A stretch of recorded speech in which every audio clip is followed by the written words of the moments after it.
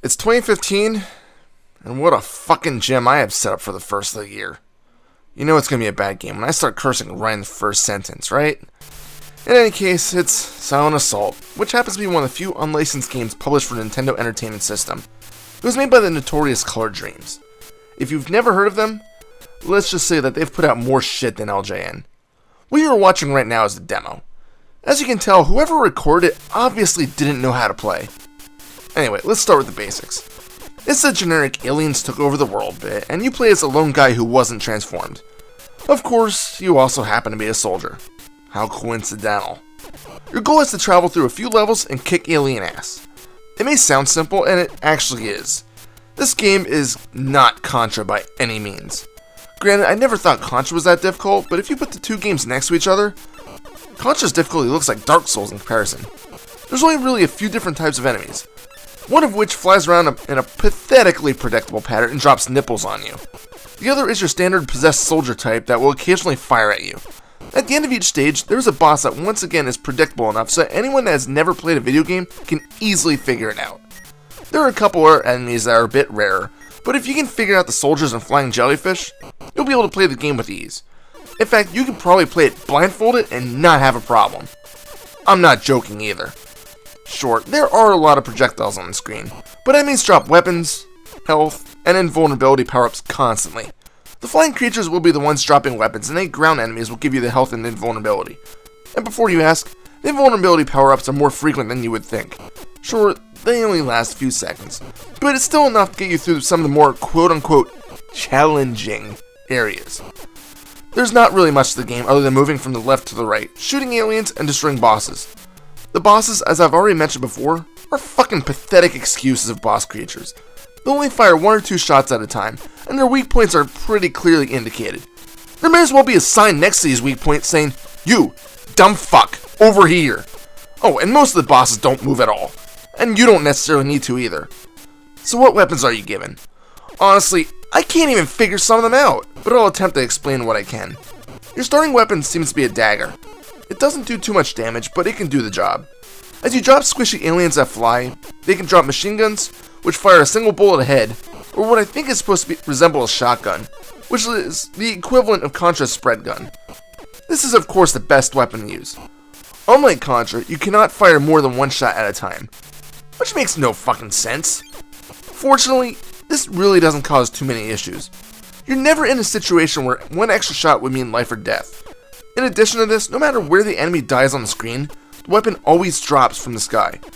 The enemy can be on the same altitude as you, but if you kill it, any weapons it drops will appear from the sky. So far, the game sounds fairly average, does it not? Well, there's quite a few flaws that really make the game subpar. For one, the music. I'm just gonna let you listen to it for a few seconds.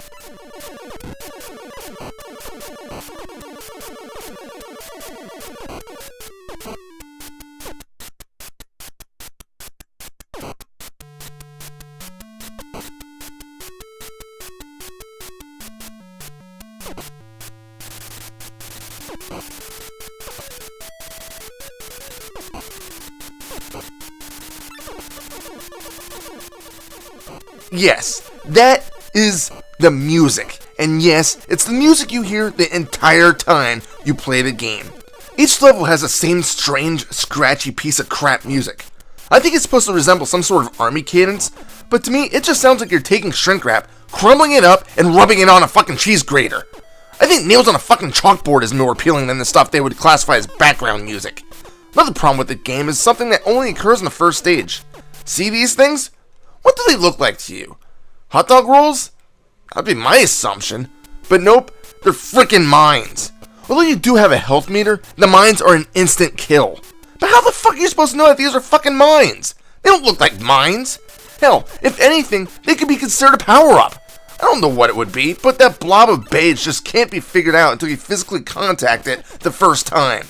You just can't tell in this game. Also, why do the enemies turn to bats when they die? I get that they were supposed to be an alien race, but bats don't exactly look alien to me. I can just imagine what the developers were thinking. Hey Bob, we need to come up with a death animation for these enemies. Something scary, maybe like the enemies showing their true forms when defeated. What's scary and alien like? How about a cute and cuddly blue bat? Perfect! I just don't understand the whole bat thing. I get it that bats can be scary, but the bats that are shown in the game look like something you'd win out of a freaking Crane game. Another huge issue with the game actually pertains to the jumping mechanics. I'm going to try to explain this as best as I can. When you jump, you'll find out there's a strange programming flaw. At least I would assume that it's a flaw or a bug, because I'm pretty sure it's not intentional, and if it was, well, even more reason not to play this game. You can jump and change mid-direction if you're moving to the right. However, if you jump to the left, you can't change where you're going. Why couldn't this have been unified? I'm fine with either mechanic, but it's not symmetrically done. Why can't I go left when jumping right, but can't move right when jumping left? Damn it, make up your fucking mind on what I can and can't do, Color Dreams. Another issue with the game is that it was made in 1990, yet the graphics look like something made in 1987 or 88.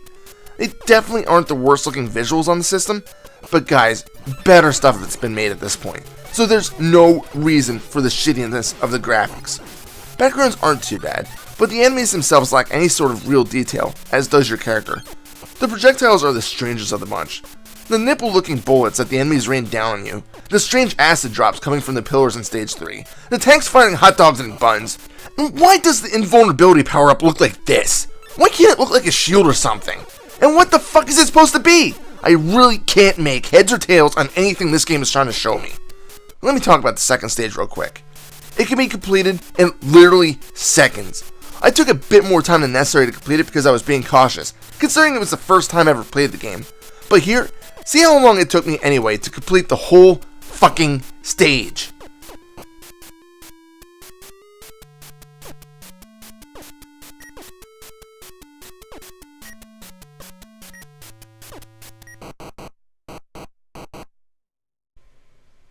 Isn't that bad that this is all you need to do? Maybe I took a shortcut. I really don't know. But I don't give enough of a shit to pop the game back in and try to see if the stage is longer. I really don't care. Next up on the list of problems are the bosses. I've already said that they are pathetically easy, but let me elaborate. Each boss is a stationary piece that has a glowing area that shows where you should be attacking it. In the meantime, it will keep firing projectiles at you. It's very simple to jump over the projectiles and counteract when you are in midair. When you defeat one boss, you'll essentially have figured them all out.